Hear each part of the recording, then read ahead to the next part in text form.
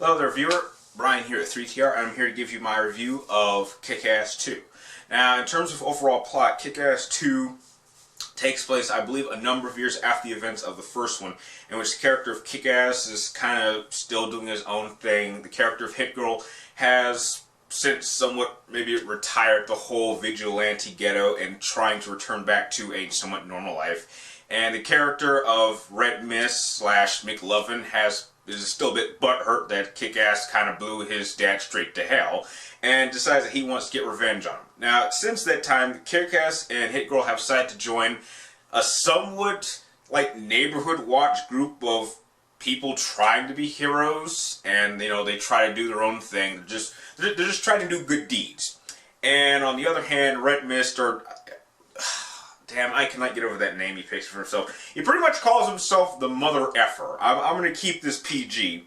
And he wants to build his own group and basically puts out this bounty on Kick-Ass's head. It pretty much kill him, and it's just a whole bunch of insanity.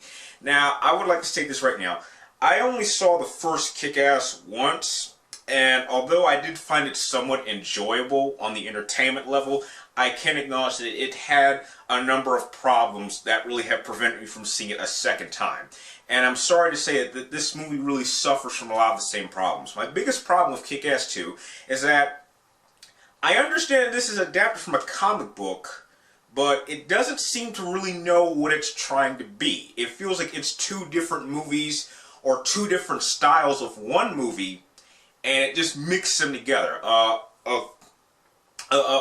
A best example of this is like trying to mix, I know this might be like, tarnishing, but this would be like mixing Batman and Robin's just wackiness with the Dark Knight's dark tone and seriousness. It's like you have two different styles of the same genre, and you're simply trying to mix them together, and you don't really know what it's trying to be. Several times in the movie, it goes completely crazy with the action scenes, with the characters. I'm like, okay, this is exactly what you would expect from an overall crazy comic book movie. But there's several other moments where it's trying to actually be about something. It's trying to have some emotional connections with you. They're trying to make you actually care about these characters, and noticing that though they're just trying to have dumb, stupid fun, they are in actual danger. People are trying to kill them in very violent, graphic, and brutal ways. And the fact that it can't really choose what it's trying to be really kind of hurts the film in a whole. And this is something that the first movie had, but because that was the first one, I could let those problems go. But the second time around, I can't let that go. Now, it's not a surprise that the star of this show is Hit Girl. She once again kills it. And I think I said this like after seeing the first Kick-Ass movie. I would say I would be perfectly happy if they just made her own standalone movie. I think that the character of Hit Girl has enough dynamics around her that she really doesn't need the rest of the cast. It would just be an interesting story to see what she wants to do with her own life. Like maybe she wants to continue this or not, or somewhat. Some of the direction is clearly different, and from what I know, they switched the directors. I think the original director was just producing this movie, so you can definitely feel that his influence is still here. And on a final note, I'd like to make a mention to the whole Jim Carrey controversy. I would just like to state right now, he's really not even in this film very much. It felt more like an extended cameo than him actually being an important character. But what he does do in this film, it is genuinely funny, and for what he's trying to do, it certainly does work.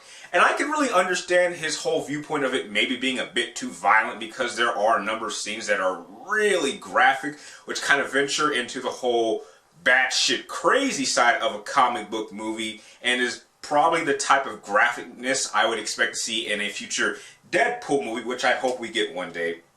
But I can understand his take on it, though I don't really feel quite as passionate about it as he did.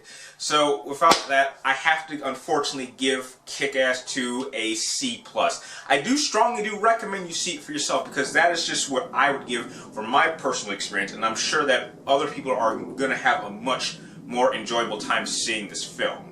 So if you like this movie review, please like, comment down below, please subscribe to check for me in my future movie and video game reviews, and like always, thank you guys for watching, and I'll see you next time.